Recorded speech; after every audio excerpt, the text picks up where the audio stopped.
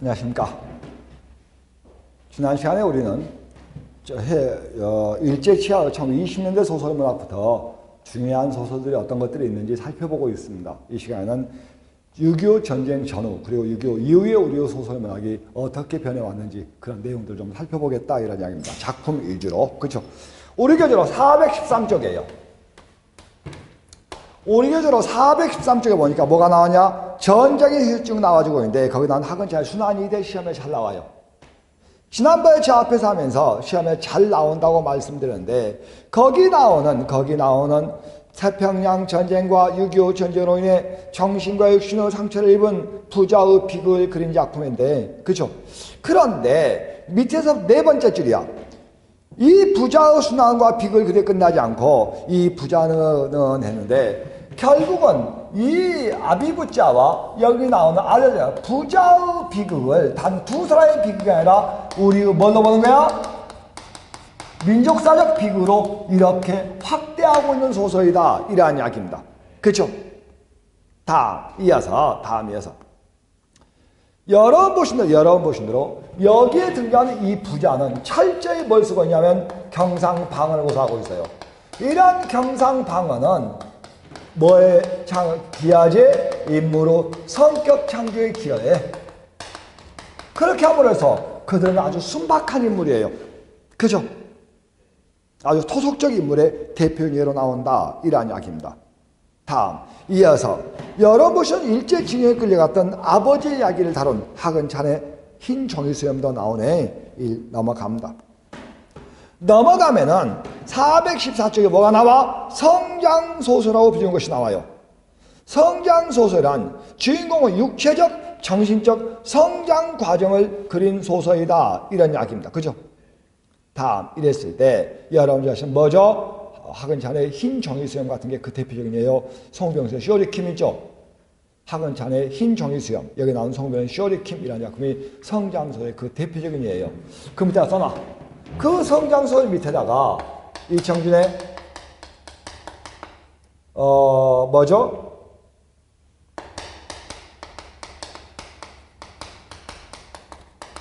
기억 속에 들고 그죠? 송병수의 쇼리킴 이러한 것들이 그 대표적인 예다. 그죠? 황수원의 놔둘까요? 이청준의 신몰선 그죠? 황수원의 별 이런 작품들이 성장소설의 대표적인 예들입니다. 그죠? 거기 나온 송병수의 쇼리킴 그 다음에 하근찬의 흰 종이수염 포함입니다. 그죠? 이 세 번째 이범선의 오발탄 보시겠습니다. 6.25 전쟁 직후의 이야기죠. 그죠? 그래서 거기 나오는 6.25 전쟁의 직후에 오발탄 같은 삶을 살아가는 송철호 일가의 이야기죠. 그죠? 손창사의 비오는 날 밑줄 이것도 시험에 잘 나옵니다. 손창사의 비오는 날 이것 시험에 잘 나와. 알아두세요.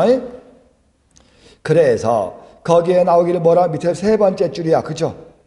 그 비오는 날이란 상황 설정 밑줄 맨 밑에 손창사의 비오는 날에서 밑에 세 번째 줄 비오는 날 상황 설정 밑줄 그죠? 밑줄 치고 뭐라고 쓰냐 그 밑으로 뽑아가지고 암담함 그죠? 더하기 우울함 이거로 뭐죠? 절망적 상황의 암시다 그죠? 이렇게 보시면 돼.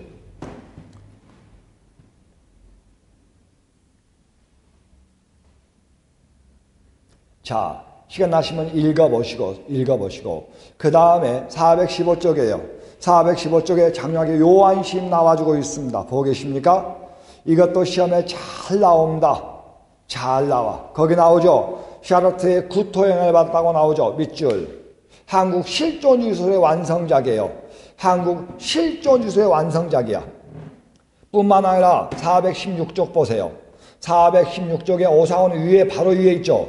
오상훈의 바로 위에 나오는 기억부터 비읍까지를 모두 기억해 두십시오. 기억, 갈래, 배경, 시점, 성격, 표현, 주제 모두 알아두시라 이런 이야기입니다.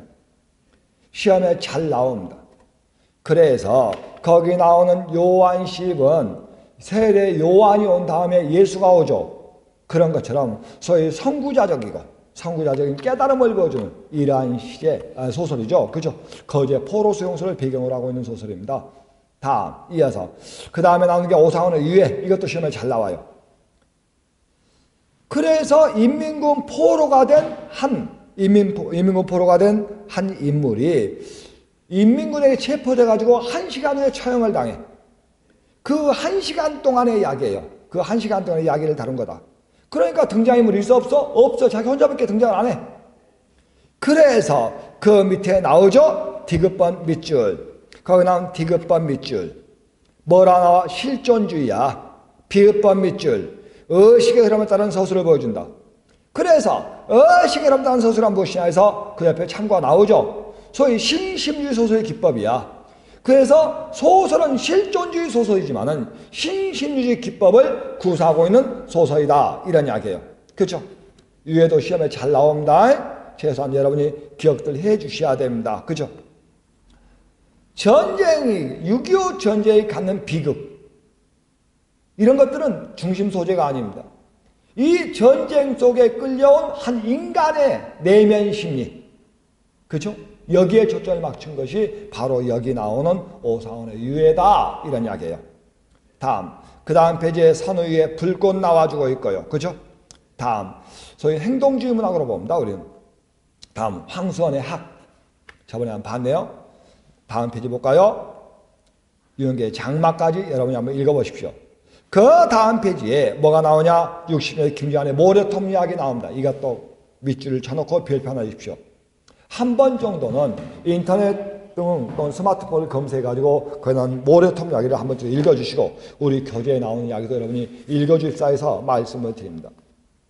다음 이어서 그 다음 페이지 420쪽입니다. 420쪽에 맨 하대 정광의 껍빛단이, 이것도 시험에 잘 나와요. 껍빛단은 캡틴이라는 말, 우두머리, 짱이라는 말의 러시아식 발음이라고 그렇게 이야기를 합니다. 그래서 꼭 알아두셔야 할 게 뭐냐? 단편 소설이며 대표적인 인물 소설이야. 그런가 하면 거기 나온 밑에서부터 두 번째 줄 카멜레온적 인간형 밑줄 됐습니까?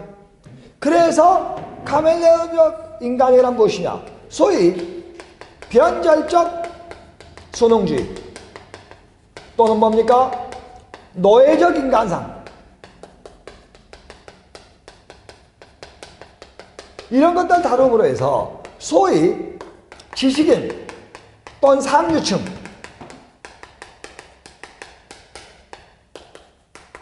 변절을 묘사하고 파악한 작품이다 해서 묘사하고 파악했다. 그렇죠?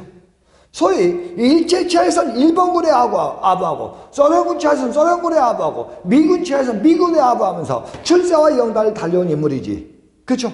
그러한 인물을 가지고 이야기를 한다. 이런 이야기입니다.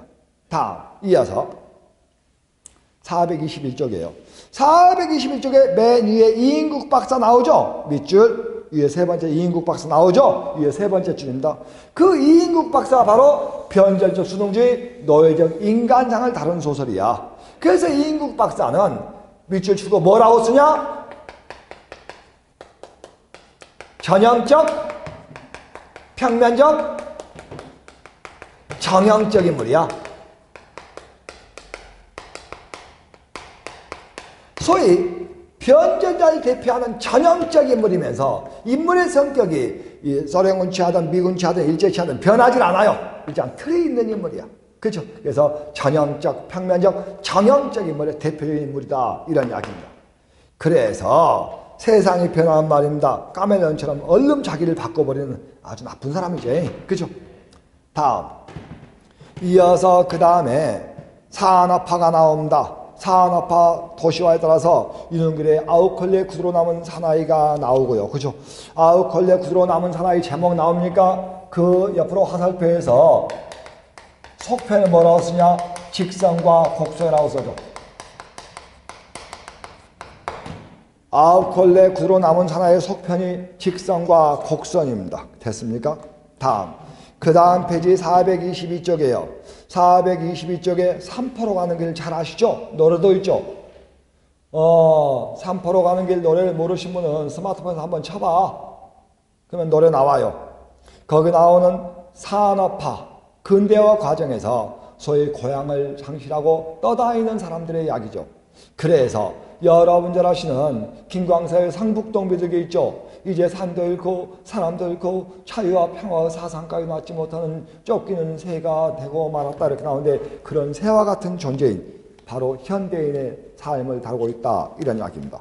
됐습니까? 다음 이어서 그 다음에 나온 게 뭐냐? 황성의 객지, 아름다운 청년 전태일의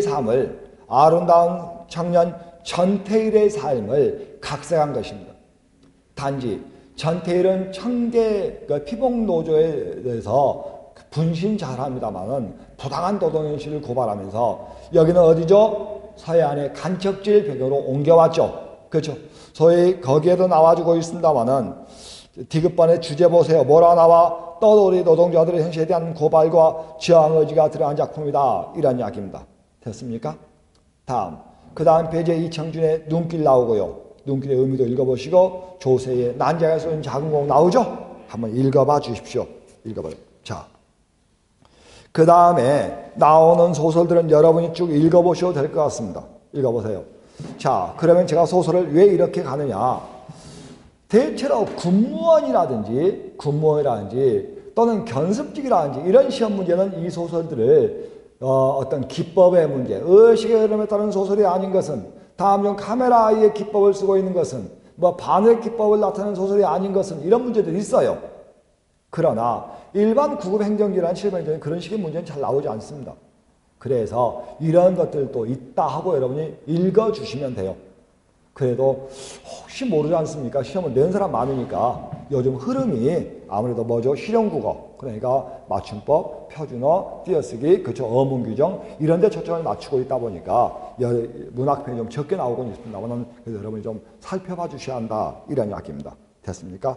자, 427쪽 수필에 와 있습니다. 자, 지난 시간에 이미 예고를 해드린 대로 거기 나오는 수필 희곡 시나리오는 할 만한 게 없어요. 수필 희곡 시나리오는 좀 열심히 하고 싶은데 별로 할 만한 게 없어. 그래서 아주 간단하게 한번 가보겠습니다. 거기에 보니까 뭐가 나왔냐? 수필의 일반적 정의 나오네요. 인생과 장에 대한 체험이나 생각을 형식 얽매이지 않고 쓴 산문문학 갈래이다. 교술문학의 대표 갈래이며 좌우 세계와 밑줄, 그렇죠? 좌우 세계화를 표현한 산문문학이다. 그래서 수필의 특성 나오죠. 첫 번째 뭐가 나오지? 무형식성이야. 그래서 형식의 제한을 받지 않는다. 이 말은 형식이 없다는 뜻이 아니라 뭐죠? 형식의 다양성을 이런 말이다. 형식의 다양성을 이런 말이다. 그래서 수필은 한가하면서도 나태하지 아니하고 속박을 벗어나면서 속박 동그라미. 이때 거기 나오는 속박이란 말이 우리가 알고 있는 소위 뭡니까? 플롯이에요. 다시 하게해서 뭘 하게?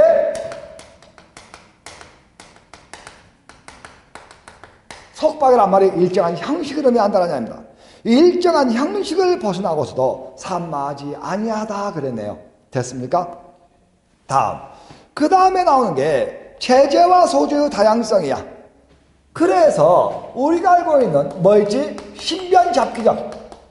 신변적으로부터 시작해가지고 어디까지? 시사적이다. 신변잡기적부터 시사적인까지가 모두 다 뭐가 될 수 있다? 여기 나오는 수필의 소재가 될 수 있다. 그 제재가 무엇인지 간에 쓴 이의 독특한 개성과 그때의 심정에 따라 뇌의 입에서 나오는 애기 고치를 만들듯이 밑줄. 됐습니까? 밑줄 치시고 뭐라고 하냐? 뭐죠? 아주 자연스럽게 하는 뜻이야. 무슨 말이야? 뭐 기교성이야. 너만은 기교가 필요하지 않다. 이런 이야기입니다. 됐습니까? 세 번째 개성적 문학입니다. 당연히 뭐야? 대단히 고백적이며 대단히 독백적이야. 대단히 고백적이며 대단히 독백적 문학이다. 이런 이야기입니다. 그래서 거기 보면 뭐라고 나오냐. 차를 마신 것 같은 이 문학은 그 차가 방향. 이때 방향이 뭐예요? 향기예요. 향기야. 그치?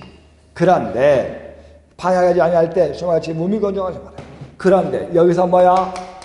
작가의 개성입니다. 숲에는 작가의 개성이 들어가지 않으면 몸이 건조해진다. 이런 이야기야.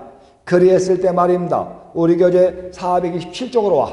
427쪽 맨 하단 보세요. 뭐라고 나옵니까? 수필이 가장 개성적인 문학에 대해서 감상의 초점 뭐해야 한다? 문체해야 한다. 감상의 초점 문체해야 한다. 이런 이야기입니다. 왜? 작가의 개성이란 문체를 통해서 가장 잘 나타나거든. 작가의 개성은 문체를 통해서 가장 잘 나타난다. 이런 이야기입니다. 그 옆에 탐구학서에 보니까 뭐가 나옵니까? 거기 나온 우리 교재 428쪽이야. 428쪽의 탐구학서에 뭐가 나왔어? 거기 나오는 피천득의 은전 한입이라는 수필이 나왔죠. 그런데 은전 한입의 내용을 묻고 있는 게 아니라 그 밑에는 수필의 특성을 묻고 있는 거야. 그 밑에는 수필의 특성을 묻고 있는 것이다. 이런 이야기입니다. 맞죠? 그러므로 2번은 뭐에 대한 설명이야? 소설에 대한 설명이야. 희곡에 대한 설명이 아니라 소설에 대한 설명이 된다. 이런 이야기입니다. 네 번째, 철학적인 문학, 예술성과 사상의 조화를 이루는 문학이다. 됐습니까? 멋의 문학이다. 그래서 뭐가 있지? 유머와 위트의 문학이야. 수필이 비단하면 번쩍하는 바탕에 약간의 무늬, 이때 무늬 동그라미. 이 무늬가 유머와 위트를 이야기한다는 이야기입니다. 그 무늬는 읽는 사람 얼굴에 미소를 띠게, 그 무늬가 사람을 흥분시키거나 그러진 않아요. 그러나 산잔한 미소를 입가에 걸리게 한다. 이런 이야기입니다. 그래서 거기에 5번째 나오는 뭐가 있죠? 우리가 멋의 문화들. 이때 멋이란 유머와 위트를 가지고 말합니다. 유머와 위트를 잘 구분하지 못하신 분인데 이건 말입니다. 여러분들 하시는 확산성을 띱니다. 이건 말입니다. 뭘 띄지? 집중성입니다. 한쪽은 확산성, 한쪽은 집중성을 띈다. 이런 이야기입니다. 이리 했을 때 여기 나온 유머는 말입니다. 뭐죠? 저급성과 통속성에 바탕을 둔다. 그래서 뭐라지? 본능적 웃음을 유도해요. 그런데 비하여 여기 나오는 이트라고 하는 것은 말입니다. 뭘 가져오지? 고급성을 가져온다. 뭘 가져오지? 비판성을 가져온다. 이런 이야기입니다. 여러분 자신 지적인 웃음을 유도해요. 그렇죠? 유머와 이트는 이런 차이가 있습니다. 유머라고 하는 것은 확산성을 가져오고 저급성, 통속성, 본능적 웃음을 유도하고, 여기 나오는 이트는 집중성을 가져오되 고급성, 비판성, 지적인 웃음을 유도하고. 그래서 이건 어디에 무엇에 가깝지? 해악에. 이건 무엇에 가깝죠? 풍자에 가깝습니다. 그렇죠? 이어서 6번째 직접 전달성이 나옵니다.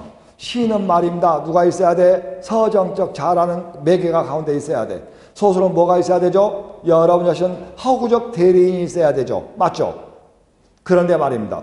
여기 나오는 수필은 작가가 직접 독자를 대면한 문학이다. 왜? 나의 이야기를 쓰고 내가 화자니까. 다음 7번째 개방성입니다. 거기 나온 7번째 개방성이란 말은 흔히 이야기하는 뭐죠? 비전문성이에요. 시인은 시인이 쓰고 소설은 소설가가 쓰며 희곡은 극작가가 씁니다. 그러나 수필은 여러분이나 저도 쓸 수 있다. 이런 이야기야. 그치? 다음 이어서 거기 나오는 수필의 언어가 나오네. 거기 나온 일반어, 특수어, 추상어, 구체어가 나오는데 언젠가 제가 한번 여러분에게 말씀을 드렸던 기억이 있습니다. 그래서 대상에 상하. 그래서 거기 나오는 뭐가 있죠? 일반어가 있고 특수어가 있어. 그렇죠? 이번에는 말입니다. 우리 교재 429쪽이야. 429쪽에 추상어와 구체어가 있어요.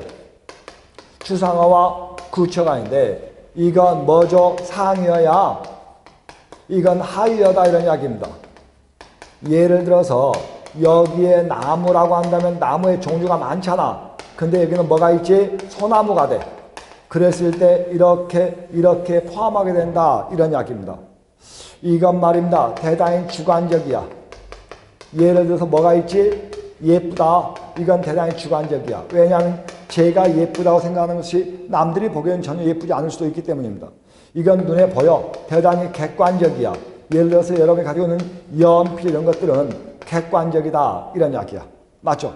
눈에 보이는 거거든. 이런 걸 가지고 이야기를 해. 됐습니까? 이랬을 때 여기 나오는 이거 있죠? 우리가 알고 있는 일반어와 특수어가 있다. 이런 이야기입니다. 일반어와 추상어가 있어. 여기 나오는 일반어와 여기 나오는 추상어가 있는데 일반어와 추상어는 어디에? 실용적인 글에 많이 있습니다. 그런데 비하여 여기 나오는 특수어와 여기 나오는 구체어는 말입니다. 어디에 많이 쓰지? 문학적인 글에 많이 써요. 그죠? 이쪽은 실용적인 글에, 이쪽은 문학적인 글에 많이 쓴다. 이런 이야기. 그죠? 됐습니까? 이렇게 보시면 틀림이 없다. 이런 이야기입니다. 이게 한 번 시험에 나온 적이 있어요. 문학이 추구하는 것은 말입니다.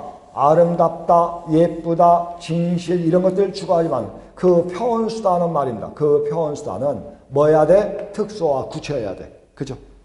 시험에 잘 나온다. 기억해 두십시오. 그렇죠. 그래서 그 옆에 429쪽에 책 날개 보세요.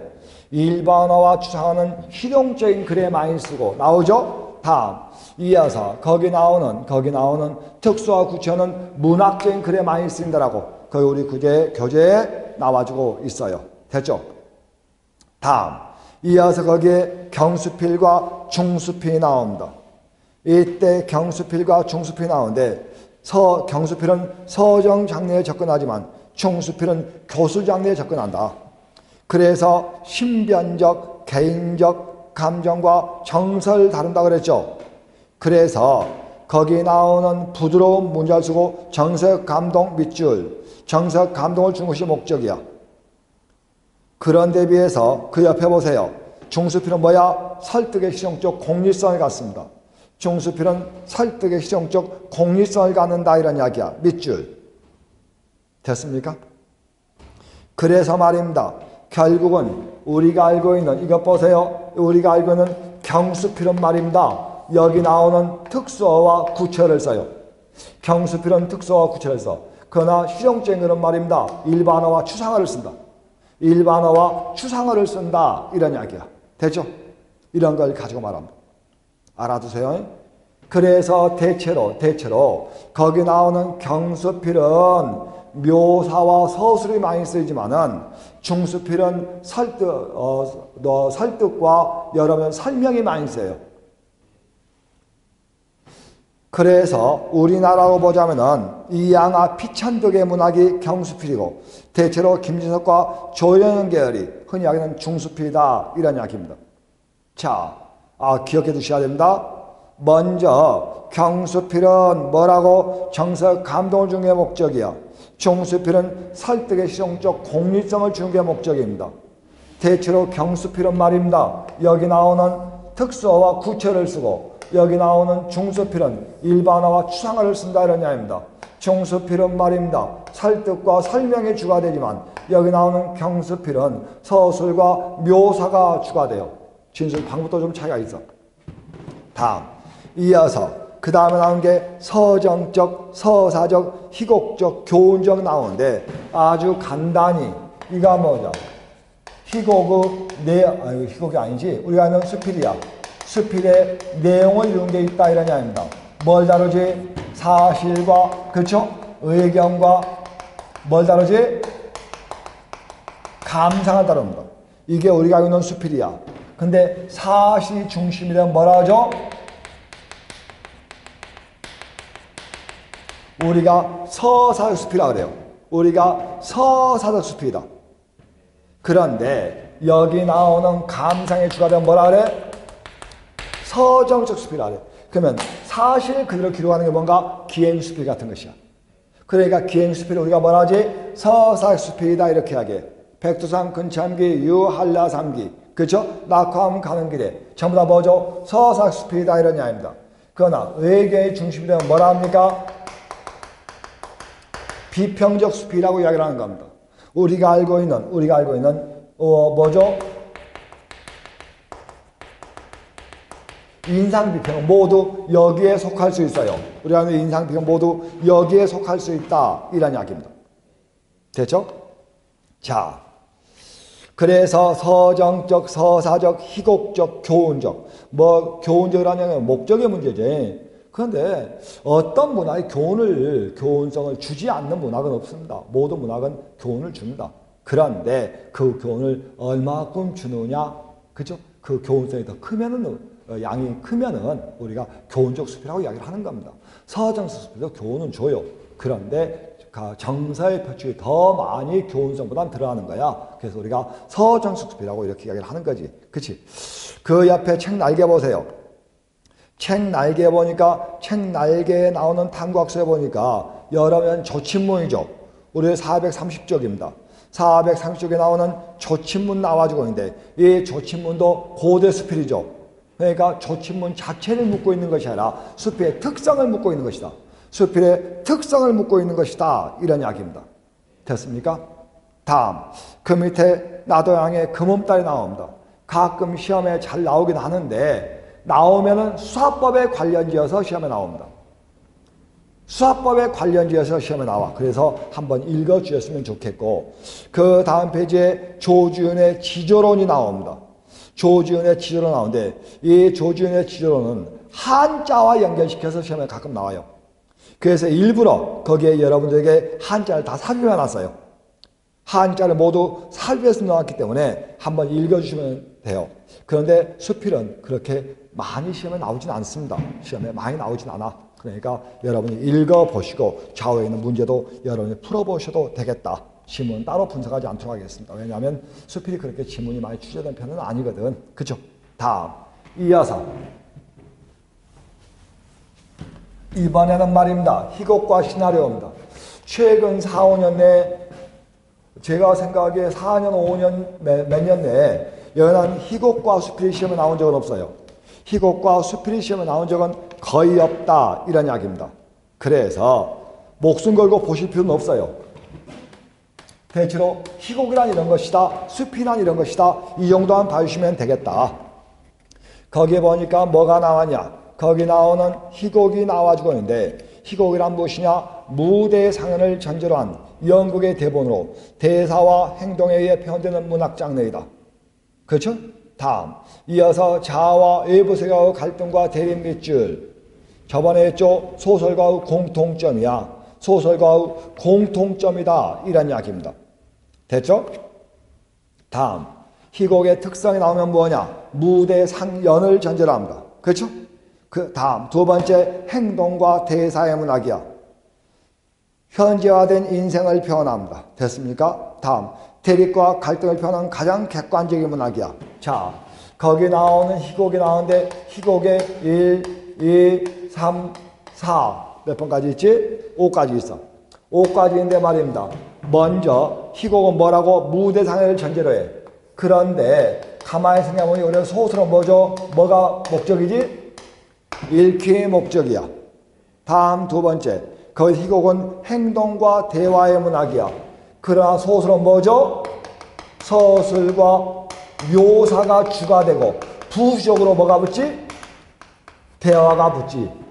다음, 이어서 희곡은 현재화된 인생의 표현이야.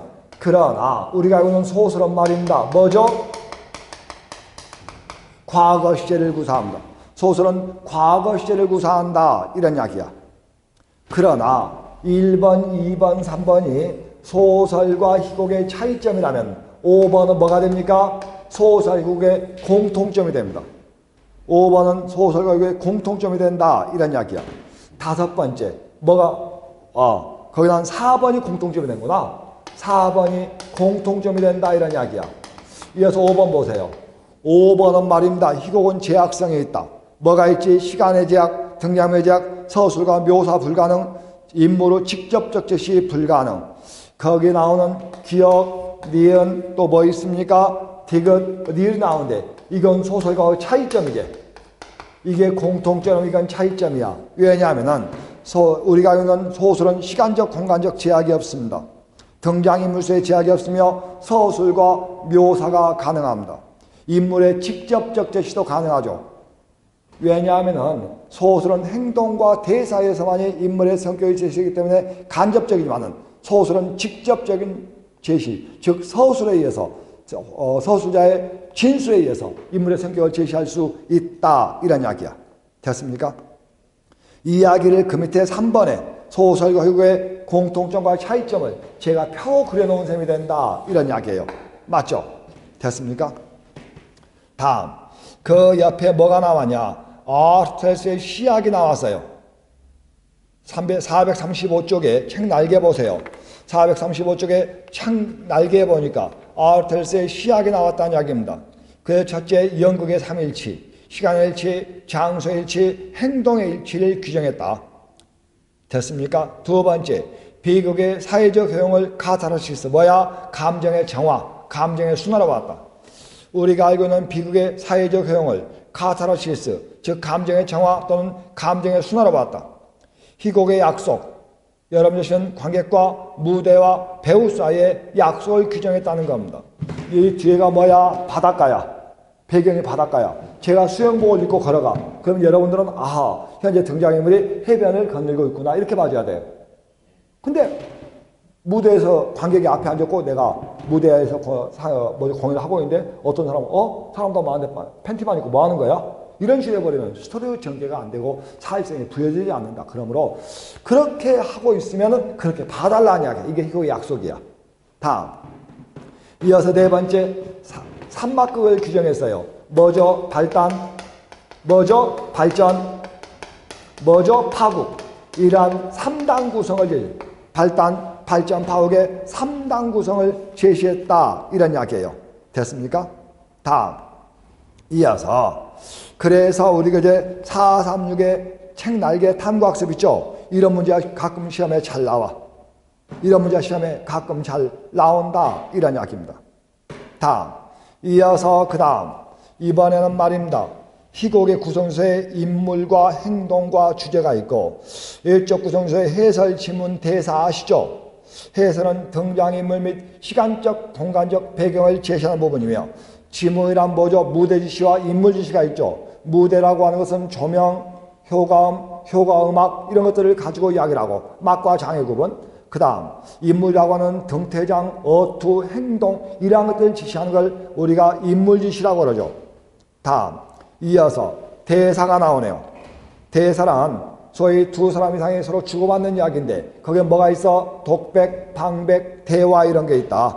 그런데 거기 나오는 독백, 대화, 방백에서 여러분 잘 아시는 대로 뭐가 있습니까? 방백이라고 하는 것은 상대 배우는 듣지 못하고 누구만? 관객만 들었다고 사전에 약속된 대사를 방백이라고 한다. 방백이라고 하는 것은 상대 배우가 사전에 듣지 못하고 관객만 들었다고 사전에 약속된 대사다. 그러니까 대화는 두 사람 이상에서 주고받는 이야기지만은 방백과 독백의 공통점은 혼잣말이야. 그러나 상대 배우가 있느냐 없느냐에 따라서 상대 배우가 있으면 방백, 없으면 독백이야. 그렇게 보면 돼. 다음 거기 답업 밑줄, 대사의 기능 밑줄 뭐가 나옵니까? 대사는 첫째 스토리를 전개합니다. 두 번째 인물의 성격을 창조하고요. 갈등을 변하고 작품의 분위기를 전개할 수 있다. 이런 이야기입니다. 됐습니까? 이렇게 보시면 돼요. 희곡의 단위는 막과 장이고요. 거기 나오는 비극과 희극이 있네. 내용에 따라서 비극은 당연히 하강 구성이죠. 그래서 뭡니까? 비극, 등장인물 즉 주인공의 좌절과 절망 이런 것들을 표현한 것이 우리가 알고 있는 비극인데 거기 나오는 비극의 효과 보세요. 책 날개. 비극은 관객에게 공포와 연민을 불러일으켜 감정의 해방을 가져오는 소위 카타르시스를 가져오게 된다. 이런 이야기입니다. 이건 아리스토텔레스의 말이다. 그래서 우리가 비극적 상황을 가져오는 데는 여러분들 잘 아시는 뭐가 있죠? 그의 운명이, 성격이, 상황이 좀 다를 수 있다. 이런 이야기야.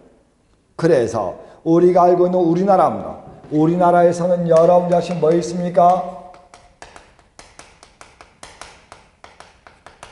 유치인의 토막 같은 것이 소위 상황적 비극을 대표하죠.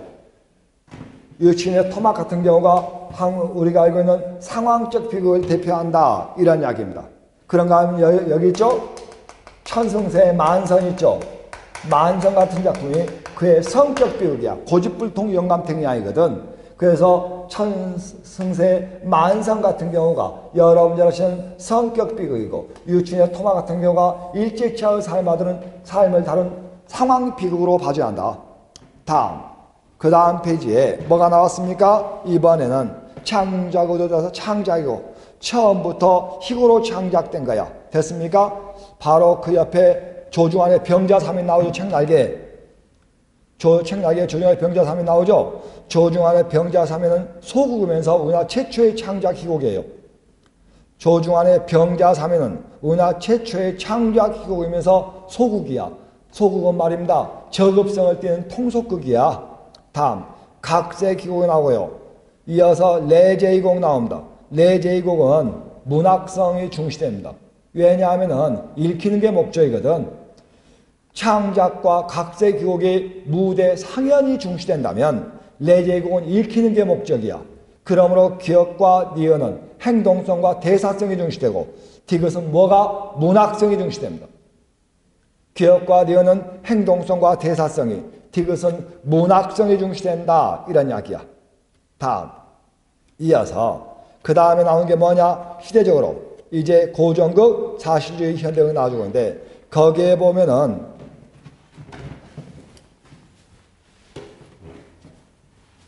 뭐가 나오냐? 아주 간단히 여기 나오는 현대극이 나와. 거기에 현대극이 나오는데 현대극이 크게 세 파트로 나왔단 말이야. 어떻게 나왔냐? 먼저 부조리극이야. 부조리극이 나오고 그 다음에 나오는 게 뭐냐? 표혼극이야. 원래는 표혼주의극입니다. 다음 이어서 마지막에 뭐가 나와? 서사극이야. 이런 게 나오는데 여기 나오는 부조리극은 말입니다.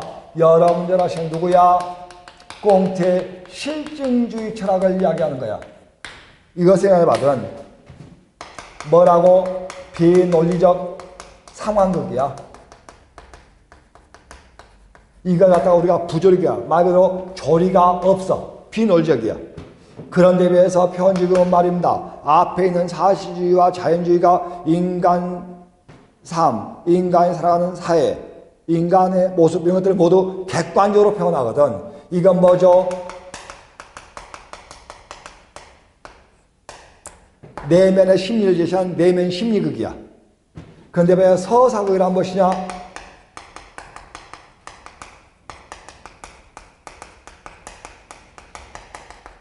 반아리스토텔레스극이야. 반아리스토텔레스극을 이야기한다는 이야기입니다.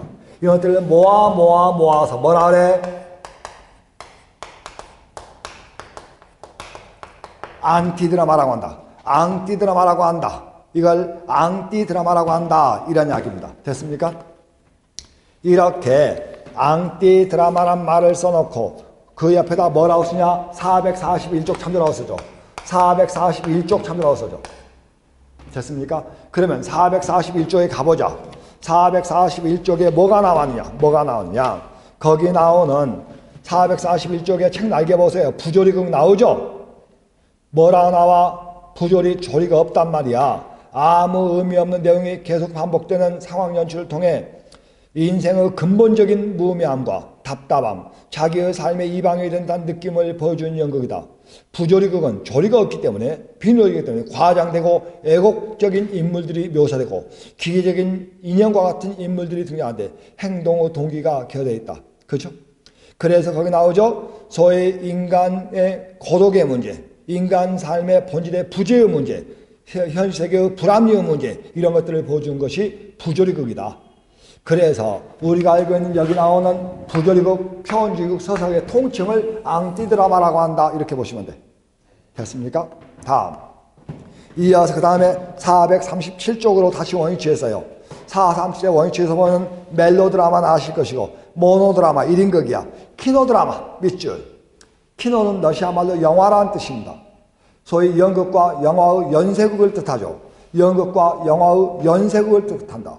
연극은 뭐가 있어? 시간적, 공간적 배경의 제약이 커. 그걸 보완하기 위해서 스크린에다가 배경을 치는 거야. 조금 전에 제가 앞에 바닷가를 그려놓고 수영복 입고 걸어가면은 아하, 등장인물이 해변을 거니고 있구나, 그렇게 봐줘야 되고 사람들이 그렇게 느끼지 못해. 그러니까 여기다가 스크린에 영상으로 배경을 쳐버린다는 바닷가를. 그리고 내가 걷는 거야. 그러면 아, 등장인물이 거닐고 있구나 이렇게 보는데 소위 실험적 연극이에요. 다음 소연극이야. 소연극은 비직업적 비전문적 아마추어 연극의 통칭이다. 그래서 거기는 소연극이라는 명칭과 우리가 보고 있는 페이지 맨 우측의 상단 소극은 구분해야 한다. 소극이란 통속적이고 저급성을 띠는 연극이지만은 소연극은 비직업적 비전문적 아마추어 연극의 통칭이다. 현대인들의 현대는 영화는 소비성이 커, 대중성이 커, 그렇죠? 흥미성도 커. 연극은 그렇지 못해. 그러다 보니까 같은 공연 예술인데 불구하고 영화에 의해서 연극은 계속 자리를 잃어가는 겁니다. 그러다 보니까 비직업적 전문적인 아마추어 연극이 등장하는데 미국에서 등장한 동네극, 그 다음에 유럽에서 등장한 소극장운동, 유럽의 소극장운동, 미국에서 등장한 동네극 전부 다 여기 나온 소연극이에요. 다음 마지막으로 그 다음에 시나리오가 나오는데 시나리오는 볼만한 게 없어. 우리가 이제 438쪽에 나오는 시나리오와 희곡의 비교를 봐주세요. 시나리오와 희곡의 비교를 봐주시고 연극의 대본이 희곡이라면 영화의 대본이 시나리오 아니야.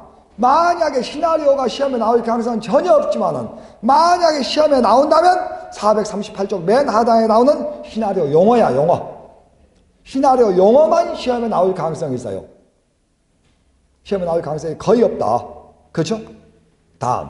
그 다음에는 유치인의 토막이 나와주고 있고 그 441쪽에 이근삼의 원고지가 나오는데 원고지는 한 번 정도 읽어봐 주십시오. 원고지는 부조리극의 대표적인 예라고 해서 잊어버릴 만하면 한 번 시험에 나오긴 해요. 근데 요즘 희곡 시나리오 스피릿 워낙 시험에 나오지 않기 때문에 아주 빠른 속도로 봤습니다만 원고지는 그래도 오늘 저녁에 한번 읽어봐 주세요. 근데 원고지 원본을 다 읽기는 힘듭니다. 요즘 저작권법이 워낙 험해가지고 인터넷에서 올라온 것이 없어요. 그래서 우리 교재에 있는 것이라도 좀 읽어봐 주십사하고 여러분에게 부탁 말씀을 드립니다.